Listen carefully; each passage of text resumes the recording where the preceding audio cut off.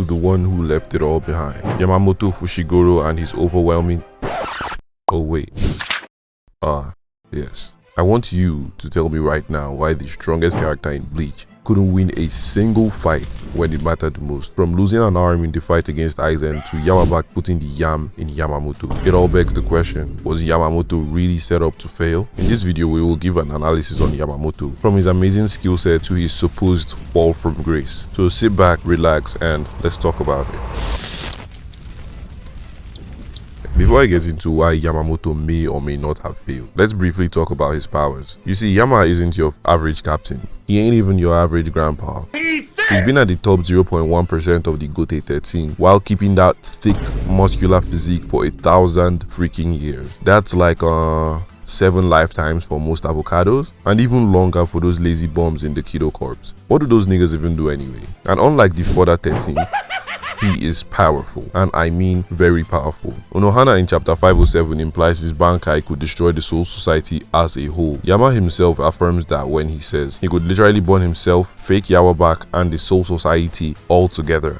Yama is so strong he kept the peace for almost 1,000 years, retaining his position as captain commander of the Gote 13. It's a feat unlike we've ever seen before. His Shikai alone is referred to as transcendent, being capable of burning anything and everything. And I would argue that all this created a huge problem for Yamamoto. You see, nothing could quench his powerful flames. How could he fail when he could just burn down all his problems, right? Well, that right there was the issue. Because just like his flames, he had a burning desire to do it all alone.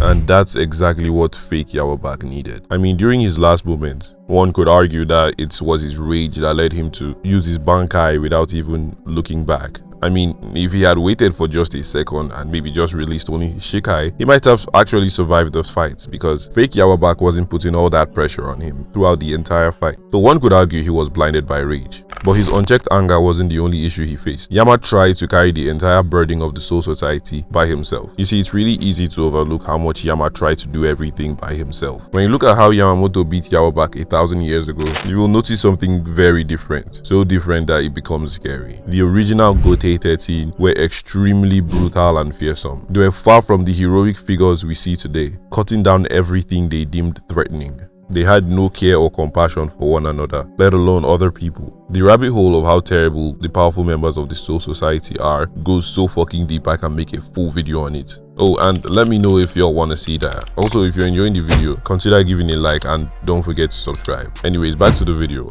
According to Yhwach, Yama is no different from the cold-blooded killers known as the 13 Cut Squad Guard. You see, I would argue the nature of the 13 Cut Squad Guard back then was the way it was due to Yamamoto's influence. Because when you look at how it was before, Yhwach said Yamamoto would do anything to kill his enemies, including sacrificing the lives of his own subordinates. After the Great War against the Quincy's, Yama's sense of justice changed. His entire nature changed, and I think he began to feel guilty, leading to his sudden desire to do everything himself. The peaceful era Yamamoto fought for ushered in a better iteration of the 13 Cut Squad Guard. But how exactly did Yamamoto change though? What led him to change? Why did he suddenly want to carry all the burden of the Soul Society on his shoulders? I can't give an objective answer for everything here, due to the large vacuum of mystery Kubo has left in the Bleach universe. But what I can answer objectively is, did Yamamoto fail in his efforts to become a good captain? The answer to that is yes, but also no.